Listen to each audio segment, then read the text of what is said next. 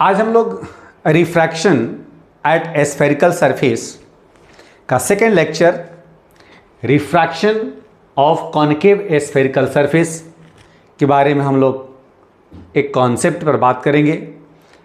Convex का हम लोग डेरिवेशन और कॉन्सेप्ट इसके पिछले वाले लेक्चर में हम लोग ऑलरेडी डिस्कस कर चुके हैं।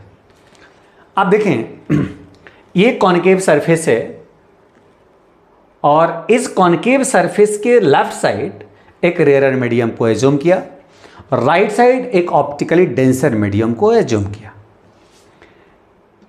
इस प्रिंसिपल एक्सिस पर एक पॉइंट साइज की ऑब्जेक्ट को मैंने लिया और पॉइंट साइज की जो ऑब्जेक्ट है इससे रे एक इंसिडेंट होती है इस ए पॉइंट पर। A is called point of incidence और इस ए पॉइंट पर एक सेंटर ऑफ कर्वेचर से मैंने एक नॉर्मल ड्रॉ किया। जब ये रे ए पर इंसिडेंस होती है तो डेंसर मीडियम में जाने के बाद according to concept of refraction this refracted a bends towards normal, तो नॉर्मल की तरह बेंड कर गई।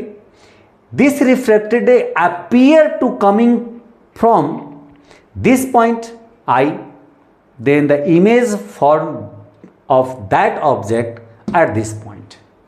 इस ऑब्जेक्ट का इमेज इस आई पर बन जाता है। ओके, अब हम लोग को आगे एक फार्मूला का जो डेरिवेशंस करने हैं, जो फार्मूला आप लोगों को मिलेगा μ2 बाई भी minus μ1 by u equal to μ2 minus μ1 by R. इसकी डेरिवेशन करने के लिए हम लोग आगे बढ़ते हैं। जहाँ ऑब्जेक्ट है वहाँ एंगल को मैंने अल्फा मान लिया, जहाँ इमेज है वहाँ पर बीटा मान लिया और जहाँ सेंटर ऑफ कर्वेचर है वहाँ पर मैंने गामा एज्यूम कर लिया और ए से एक परपेंडिकुलर डाला AD इस प्रिंसिपल एक्सिस पे। आप देख पा रहे होंगे कि ये जो आई है और ये जो अल्फा है ट्रायंगल ACO में ये गामा आई प्लस अल्फा के इक्वल होगा। I plus alpha equal to gamma, ये आपको जूनियर क्लास में ट्रायंगल के कॉन्सेप्ट में पढ़ते होंगे कि an exterior angle of a triangle is equal to sum of two को इंटीरियर एंगल्स। उसी के बेसिस पर गामा आई प्लस अल्फा की इक्वल, यहाँ से आई निकाला, I is equal to gamma minus alpha, ये लिखा हुआ है। उसी तरह से फिर ACI में आप देखेंगे कि R plus beta is equal to gamma, तो R plus beta is equal to gamma, यहाँ से R निकाल दिया। ऐसा क्यों करना पड़ा, आप इस पर सोचोगे तो चूंकि रिफ्रैक्शन है और रिफ्रैक्शन में स्नेल्स लॉ की जरूरत बार बार पड़ती है, तो उसी के बेसिस पर by Snell's law of refraction for a pair of media refractive index of medium 2 with respect to first, जिसको ऐसे लिखा गया, जिसको हम लिखते हैं refractive index of medium 2 by refractive index of medium 1 equal to sine I upon sine r. First medium का angle ऊपर, सेकेंड मीडियम का एंगल नीचे। फिर है for a small angle of i and r. Small angle की जब हम बात करते हैं तो साइन और टेन दोनों में आप समझते हैं कि साइन आई अप्रॉक्स आई और साइन आर अप्रॉक्स आर। यदि टेन भी आएगा तो ऐसे ही समझेंगे। अब आप देखिए, sine I approx I, sine R approx R, और यहाँ लिखा हुआ μ2 बाई μ1 equal to sine I upon sine R. तो साइन आई के जगह पर आई और साइन आर के जगह पर आर यहाँ आप लिखा हुआ है, देख लीजिए। क्रॉस मल्टीप्लिकेशन करने के बाद i μ1 equal to r μ2। Okay, अब now putting the value of i and r, इस आई और आर जो यहाँ पे आप देख पा रहा होगा आई और यहाँ देख पा रहा होगा आर, इस आई और आर की वैल्यू को इस जगह पे आई की जगह पर और आर की जगह पर पुट कर देंगे। आई का वैल्यू है गामा माइनस अल्फा, तो इस आई की जगह पर गामा माइनस अल्फा, μ1 यहाँ पे ऑलरेडी है। आर की जगह पर गामा माइनस बीटा, तो आर की जगह पर गामा माइनस बीटा। अब यहाँ पर इस ब्रैकेट को खोलेंगे, नहीं मल्टीप्लाई करेंगे। मल्टीप्लाई करने के बाद आप देख पा रहे होंगे गामा को एक तरफ कर दिया, अल्फा बीटा को एक तरफ कर दिया। ऐसा करने के बाद आप देख पा रहे होंगे लिखा हुआ है by the given ray diagram. जो रे डायग्राम है उसके बेसिस पर for a small angle of alpha beta and gamma tan alpha is equal to perpendicular by base AD by OD, AD by OD, tan beta is equal to AD by ID, AD by ID, and tan gamma is equal to AD by CD, AD by CD। ये जो small angle के लिए जो लिखा हुआ है, अब ये अल्फा बीटा गामा की वैल्यू को, अब ये जो इक्वेशन दिख रहा है, ये जो इक्वेशन, इस इक्वेशन में अब हम लोग पुट करेंगे। इतना को आप पहले नोट करें, नोट करिए, फिर मैं आगे इसको पुट करके समझा रहा हूं। तो अल्फा बीटा गामा की वैल्यू पुट करने से पहले हम लोग क्या कर लेते हैं कि एक कॉन्सेप्ट को यहां समझते हैं कि D is very close to P। इस D की वैल्यू P के बहुत क्लोज होगा। ऐसा इसलिए करते हैं कि सारे डिस्टेंसेस को हम लोग इसके पोल से काउंट करते हैं। तो D से यदि कोई काउंट करते हैं तो फिजिक्स में, ऑप्टिक्स में कोई ऐसा रूल नहीं है, इसलिए D को हम P के क्लोज मान लें। ऐसा होता भी है यदि प्रैक्टिकली देखा जाए तो D is very close to P। तो जो DO है वो PO के इक्वल हो जाएगा, जो DI है वो PI के इक्वल हो जाएगा, जो DC है वो PC के इक्वल हो जाएगा। तब अल्फा जो लिखा हुआ था AD by DO AD by PO हो जाएगा। PO ऑब्जेक्ट का डिस्टेंस है यहाँ से यहाँ तक, उसके लिए उसको U लिखा गया। इंसिडेंट रे के अपोजिट सारा साइन नेगेटिव होता है, तो साइन कन्वेंशन को ध्यान में रखते हुए ये लिखा गया -U। Again beta is equal to AD by जो ID था उसके जगह पर IP हो गया PI, और ये इमेज डिस्टेंस है इसलिए भी इसका भी साइन माइनस में होगा। उसी तरह से gamma is equal to AD by R, PC की जो वैल्यू है वो R है, वो -R हो गया। Okay, now putting the value of alpha beta and gamma in this equation, इसको इक्वेशन नंबर फर्स्ट मान लिया गया, इस इक्वेशन में पुट कर दिया गया। जब इस इक्वेशन में पुट किया गया तो आप देखो AD इस बीटा के जगह पे AD बाई -B इन μ2, उस तरह से अल्फा के जगह पर और गामा की जगह पुट कर दिया गया। AD को कॉमन लेकर कैंसिल कर दिया गया। फिर चूंकि मैंने पहले ही बताया कि ये डेरिवेशन लाना था, यदि इसमें से हम माइनस को कॉमन लें, माइनस, तो μ2 by +B minus μ1 by U -1 by R, μ2 minus minus cancel हो गया। अब आया μ2 by V minus μ1 by U equal to μ2 minus μ1 by R। This is a very very important equations. अब इस डेरिवेशन को आप अच्छे से कॉनकेव इस लेक्चर में, कॉन्वेक्स इसके पहले वाले लेक्चर में, ये दोनों डिराइव कर दिया मैंने, और इस चीज़ को आप नोट कर लीजिए। मान लो आप ऐसा, यदि यही क्वेश्चन में कह दी जाए कि फर्स्ट मीडियम को हम एयर मान लें, कंसीडर फर्स्ट मीडियम भी एयर, यदि फर्स्ट मीडियम को हम एयर मान लें तो क्या होगा? फर्स्ट मीडियम को एयर मानने के बाद आप देखो क्या होता है। मैं यहां लिखता हूं कि let M1 be considered as air। Air ऐसा किया गया, उस कंडीशन में जो μ1 होगा वो 1 मानेंगे। अब μ2 के लिए μ2 बना नहीं, अब μ रहेगा। देयरफॉर ये जो इक्वेशन जो लिखा हुआ है इसको हम क्या लिख सकते हैं? देयरफॉर इक्वेशन, इसको हम सेकेंड इक्वेशन मान लेते हैं। Equation second can be written as, can be written as, क्या लिख सकते हैं भाई? μ2 के जगह पर μ बाई V, μ1 की जगह पर 1 by U and equal to μ minus 1 by R। ऐसा भी हो सकता है। क्वेश्चन को आप पढ़ेंगे तो आपको पता चल जाएगा कि ये और ये इसमें से, इसको हम आगे कोई इक्वेशन मान लें। इक्वेशन तो अपने मन से मानना है, जो मानना है मान लीजिए, नंबर ऑफ इक्वेशन जितना बढ़ाना है बढ़ा लीजिए। समझना है कॉन्सेप्ट को, और कॉन्सेप्ट को डिराइव करना है। इस कॉन्सेप्ट को एग्ज़ाम में आने का चांस रहता है, इसलिए बार बार इसको प्रैक्टिस कर लेंगे। दिक्कत होगी फिर मुझे कमेंट्स करके बताएंगे। अब कॉनकेव और कॉन्वेक्स सरफेस दोनों तो हम लोग पढ़ लिया।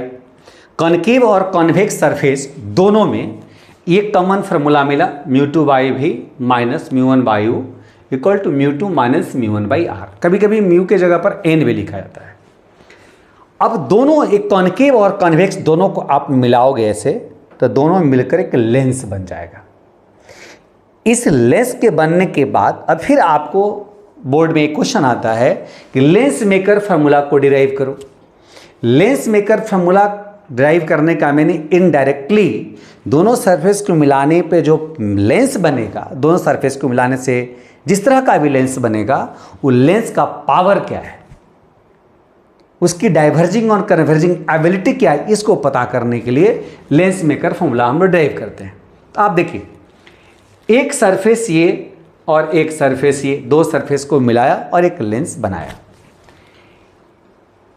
इसके एक सरफेस के सामने ऑब्जेक्ट है, ऑब्जेक्ट से रे इंसिडेंट होती है। तो ये पहला सरफेस, फर्स्ट सरफेस जो आपको दिख रहा होगा, ये सरफेस नंबर 1, इस कर्व इधर बनेगा। तो इधर इसका जो सेंटर कहीं ना कहीं होगा, इसलिए मेरे ऑब्जेक्ट के सामने ये पहला सरफेस है, इसलिए इसके सेंटर को C1 लिखा गया। और पॉइंट ऑफ इंसिडेंस से C1 को मिलाने से एक नॉर्मल बना। ये जो लेंस आपको दिख रहा होगा, ये लेंस किसी न किसी डेंस मीडियम का ही होगा, ग्लास का हो या जिस किसी का बना हुआ हो। तो जैसे लाइट यहाँ पहुँची और ये है नॉर्मल, तो लॉ ऑफ रिफ्रैक्शन को फॉलो करते हुए ये डेंस के नॉर्मल की तरफ बेंड कर गए। फिर अब जिस लेंस के दूसरे सरफेस से पड़ी, इस सरफेस का सेंटर इधर होगा, इससे हम एक लाइन मिलाए, नॉर्मल ही बना। अब ये है एयर, रेयर मीडियम, इस साइड भी एयर लिया, इस साइड भी एयर लिया और इसके रिफ्रैक्टिव इंडेक्स म्यू है। अब रेयर में जाने के बाद इसको अवे फ्रॉम नॉर्मल होना है, तो नॉर्मल से दूर गई, ये रेयर से मुड़ गई और जाके यहाँ कट गई।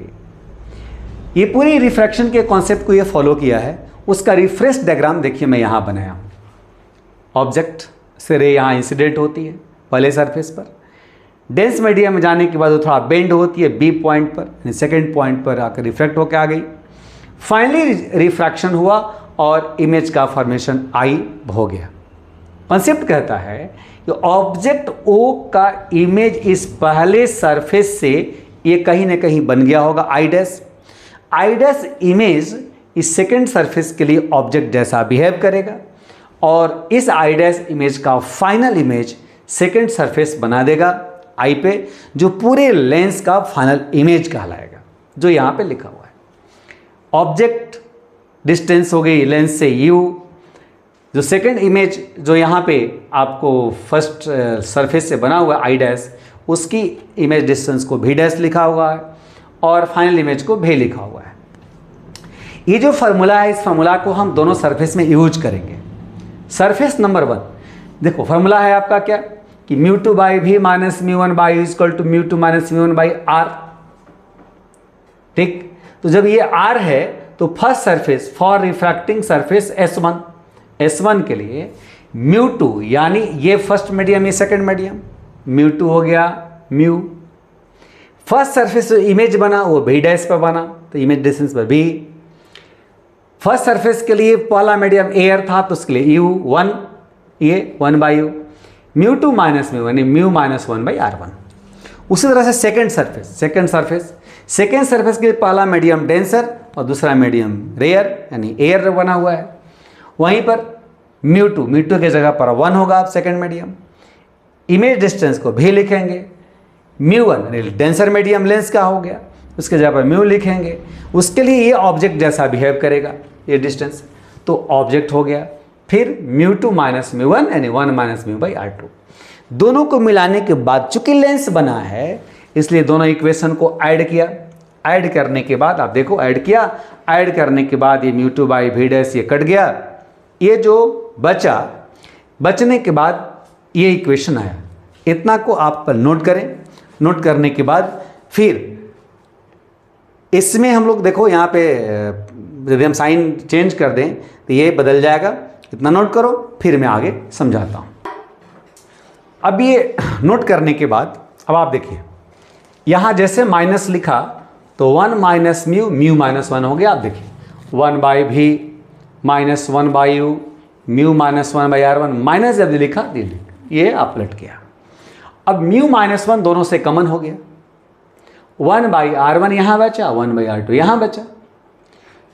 एज यूजुअल लिखा हुआ है। आप देख पा रहे होंगे, आपने पढ़ा होगा कि ऑब्जेक्ट जब इन्फिनिटी पे हो तो लेंस की मैक्सिमम कन्वर्जिंग और डाइवर्जिंग एबिलिटी होती है। उसी तरह से लेंस की, चूंकि मैंने कहा कि डायरेक्टली इनडायरेक्टली लेंस का पावर बताना होता है, तो ऑब्जेक्ट को इन्फिनिटी पे एज्यूम कर लिया। आपको पता है कि चाहे लेंस कॉन्केव हो चाहे कन्वेक्स हो, when object is at infinity then image form at principal focus. Principal focus पे इमेज का फॉर्मेशन हुआ and u equal to infinity then v equal to f। इस v के जगह पर देखो f पुट कर गया। u का साइन हमेशा निगेटिव होता है, इसलिए minus infinity e as usual जो है वो लिखा गया। 1 by infinity is equal to 0, तो बचा 1 by F equal to mu minus 1 by R1 minus 1 by R2। This is called lens maker formula. This is called lens maker formula. इसी को lens maker formula कहते हैं और एक बहुत ही important formula होता है। इस फार्मूला को याद रखना चाहिए हमेशा, क्योंकि इस फार्मूला को बहुत तरह के लेंस आपके सामने होंगे। जैसे ये दोनों तरफ से ये देख पा रहे होंगे, इधर से देखोगे तभी कॉन्केव दिखेगा, इधर से सॉरी कन्वेक्स, इधर से देखोगे तभी कन्वेक्स दिखेगा। तो ये बाई कन्वेक्स है। इस तरह से लगभग 8 लेंस होंगे और 8 लेंस में ये फार्मूला को सेट करेंगे न्यूमेरिकल के पॉइंट ऑफ व्यू से। अब इस डेरिवेशन को आप कर लें। डेरिवेशन को करने के बाद ये आप एग्ज़ाम में आप बना सकते हैं और बहुत आसान है, इजी है, आपको दिक्कत नहीं होगी। और चूँकि बहुत आसान है, देखो आप इसको थोड़ा सा कॉन्सेप्चुअली समझोगे ना तो लगेगा कुछ है ही नहीं, बहुत आसान है। 1-2 बार प्रैक्टिस करोगे एकदम आप भी इसके फ्रेंडली हो जाओगे। तो आप जानते हो कि power of lens is equal to 1 by F होता है। एफ को इन मीटर यदि हम लिखते हैं तो पावर इक्वल टू डायोप्टर में इसका यूनिट होता है। 1 बाई एफ पावर है और पावर का एस यूनिट डायोप्टर होगा। डायोप्टर कब होगा? जब ये एफ को मीटर में लिखोगे। तो देखो 1 बाई एफ क्या है? पावर है। तो directly indirectly power of lens का डेरिवेशन है। चूंकि ये साइंटिस्ट जो डिराइव किए कॉन्सेप्ट का नाम था डिस्कार्ट, तो some time lens makers formula also called Descartes' formula. इसको आप नोट करें, अच्छे से तैयारी करें। Okay, thank you.